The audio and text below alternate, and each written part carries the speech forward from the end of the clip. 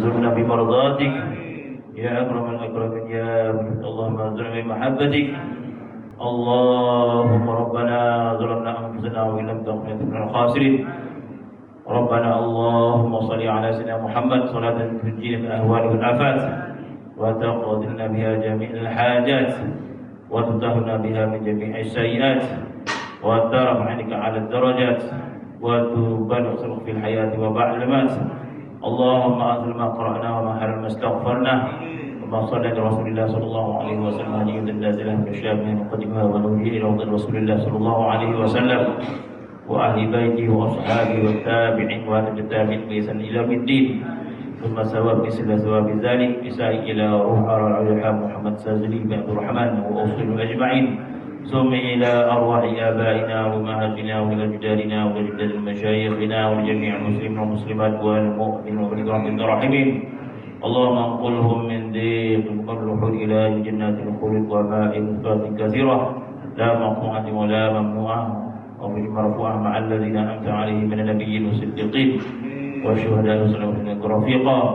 اللهم لا تدع لنا في مقام هذا ذنبا إلا غفرته ولا هما إلا فرجته ولا دينا إلا قضيته ولا مريضا إلا شفيته ولا غائبا إلا رددته ولا غائبا إلا رددته ولا غائبا إلا رددته ولا حاجة لنا ولا إلا قضيتها ويسرتها يا رب العالمين. اللهم ربنا ظلمنا أنفسنا وإن لم تغفر لنا من الخاسرين. ربنا آتنا حسنة وفي الآخرة حسنة وقنا عذاب النار. وصلى الله على سيدنا محمد وعلى آله وصحبه. الحمد لله رب العالمين. بسم الله الرحمن الرحيم. الحمد لله والصلاة والسلام على رسول الله وعلى آله ومن والاه. رب اشرح لي صدري ويسر لي أمري واحلل عقدة من لساني يفقهوا قولي. اللهم زدنا علما وفهما وألحقنا بالصالحين. Alhamdulillah, syukur Allah Subhanahu wa taala pada malam yang barakah, pada malam yang mulia, pada malam Jumat dapat kita berzikir, dapat kita bersolat ke atas Nabi sallallahu alaihi wasallam dan semuanya apa yang diperintahkan oleh Allah Subhanahu wa taala, apa yang disarankan oleh Nabi kita sallallahu alaihi wasallam. Tidak ada satu amalan yang paling kita gembira melihat dalam catatan amalan kita pada hari akhirat nanti berbanding apabila kita lihat buku catatan kita itu banyak kita berzikir kepada Allah Subhanahu wa taala, dan zikir itu merupakan amalan yang afdal.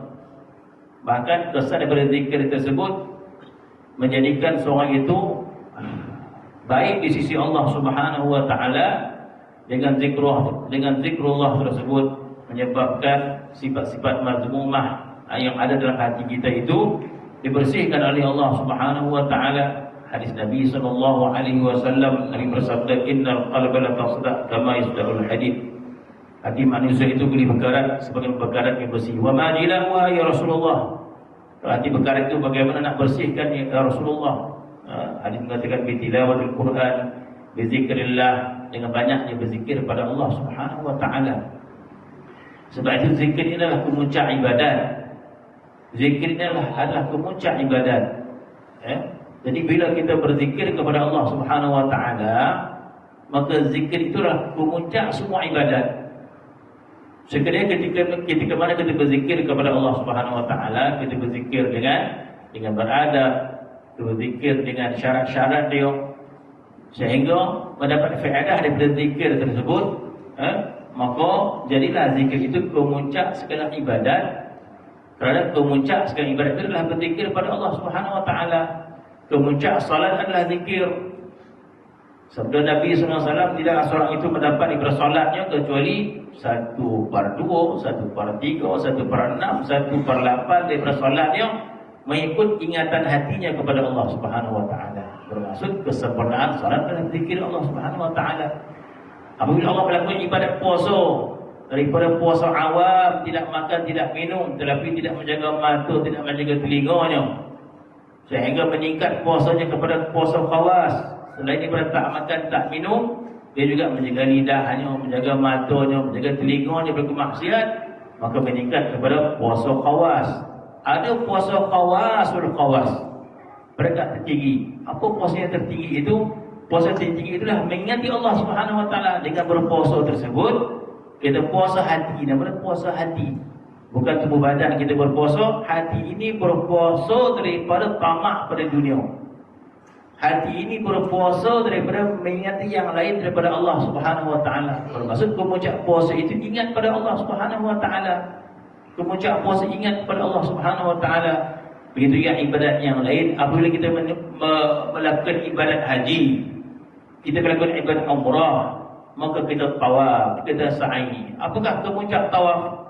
Kemuncak tawaf berzikir kepada Allah Subhanahu wa taala. Setakat manakah kuat ingatan kita kepada Allah Subhanahu wa taala, maka setakat itulah nilai tawaf kita. Setakat mana kuat ingat Allah Subhanahu wa taala ketika sa'i, setakat itulah nilai sa'i kita. Ketika mana kita berada di padang Arafah, maka Nabi SAW merintah ibadat haji supaya memperbanyakkan doa kepada Allah Subhanahu wa taala. Nabi SAW dalam hadis menyebut, perbanyakkanlah berdoa di padang Arafah. Hadis ini nampak pelik sikit, maka ulama huraikan. Nabi mengatakan perbanyakkanlah doa di padang Arafah, dan sebaik-baik doa adalah la ilaha illallah wahdahu la syarikalah lahul mulk wa lahul hamd yuhyi wa yumiit wa huwa ala kulli syai'in qadir. Jadi ketika di padang Arafah itu digalakkan kita berzikir kepada Allah Subhanahu wa taala, dan digalakkan kita bertalbiyah kepada Allah Subhanahu wa taala. Maka diisi ketika mana di padang Arafah dengan talbiyah dan zikir kepada Allah Subhanahu wa taala. Tetapi hadis itu matanya menyebut perbanyakkanlah berdoa di padang Arafah. Maka sebaik-baik berdoa adalah la ilaha illallah wahdahu la syarikalah ila akhir dia. Maka ulama melihat hadis ini, maka ulama melihat di manakah doanya.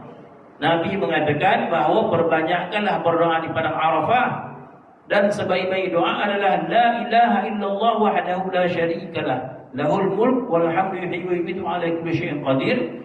Maka ulama kata ini bukan doa, ini zikir. Kenapa Nabi mengatakan banyakkanlah berdoa di padang Arafah, dan sebaik-baik doa adalah berzikir pada Allah, dan sebaik-baik doa adalah la ilaha illallah. Jadi ulama melihat hadis macam mana maksud dia. Nabi kata banyakkan doa, sebaik-baik doa la ilaha illallah, sedangkan la ilaha illallah bukan doa. La ilaha illallah berzikir. Maka sebagian ulama mendapati hadis ini ada penerangan dalam satu hadis yang lain. Kenapa Nabi isyaratkan berdoa kepada zikir? Sebab datang satu hadis Nabi SAW, man syaghala zikri an mas'alati, atau kama qala. Dalam satu hadis Nabi SAW, Nabi mengatakan man syaghala zikri an mas'alati, barang siapa berzikir, barang siapa sibuk menyebutku, barang siapa sibuk berzikir kepada Allah Subhanahu wa taala, bermaksud keinginan kita, kesibukan kita berzikir kepada Allah Subhanahu wa taala, sehingga tak sempat kita nak minta kepada Allah kebaikan kita di dunia dan kebaikan kita di akhirat. Nabi mengatakan Allah Taala berikan kepada orang ini lebih baik daripada orang yang minta. Bermaksud mungkin ada orang tu minta siap dah, dunia dia minta sekian, akhirat pun minta kebaikan dia. Ada satu orang lagi pula, dia sibuk berzikir pada Allah Subhanahu wa taala sehingga tak sempat nak minta. Maka Nabi mengatakan bahawa Allah Subhanahu wa taala berikan orang yang banyak berzikir ini lebih baik daripada orang yang minta. Masya-Allah. Bermaksud zikir ini kemuncak doa. Zikir kemuncak doa. Doa mukhul ibadah. Tetapi bila kita berzikir sehingga kita kurang permintaan kita kepada Allah Subhanahu wa taala, maka Tuhan pergi lebih baik daripada orang yang minta sesuatu kepada Allah Subhanahu wa taala. Jadilah zikir itu kemuncak ibadat, dan zikir ini adalah membawa kita ke kemuncak iaitu makrifat kepada Allah Subhanahu wa taala. Sebab dengan zikirlah kita faham makna mahabbah kepada Allah Subhanahu wa taala, dengan zikirlah kita faham maksud ta'zim kepada Allah Subhanahu wa taala. Dan zikir itu adalah jalan kita untuk makrifat kepada Allah Subhanahu wa taala. Tidak ada jalan yang lain yang lebih sempurna, kata Imam Al-Ghazali rahimahullah, kecuali jalan kita membersihkan hati kita daripada ta'alluq yang lain daripada Allah Subhanahu wa taala. Tidak ada kesempurnaan makrifat, kata Imam Ghazali rahimahullah, Kecuali seorang itu makrifat kepada Allah dengan hatinya. Akal kita ini terhad untuk makrifat kepada Allah Subhanahu wa taala. Imam Ghazali mengatakan akal kita ini terhad untuk makrifat kepada Allah Subhanahu wa taala, sebab akal ini makrifat kepada Allah dengan dalil. Akal ini kenal Allah dengan dalil. Akal hanya melihat dalil, tetapi hati kita lah yang musyahadah kepada Allah Subhanahu wa taala. Jadi mudah-mudahan Allah Subhanahu wa taala memberikan kita istiqamah, memberikan hidayat dan berikan kita kepahaman makna zikir dan makna mujahadah suluk kepada Allah Subhanahu wa taala. Mudah-mudahan Allah Subhanahu wa taala menghimpunkan kita dengan para salihin, para masyayikh sebelum kita. Allah Subhanahu wa taala memberikan kita keampunan, dan Allah Subhanahu memberikan kita kebaikan, dan Allah Subhanahu menghimpunkan kita kepada para salihin di akhirat nanti. Amin ya rabbal alamin. Bismillahirrahmanirrahim. Alhamdulillahirabbil alamin. Wassalatu wassalamu ala asyrofil anbiya'i wal mursalin. Alhamdulillahirabbil alamin.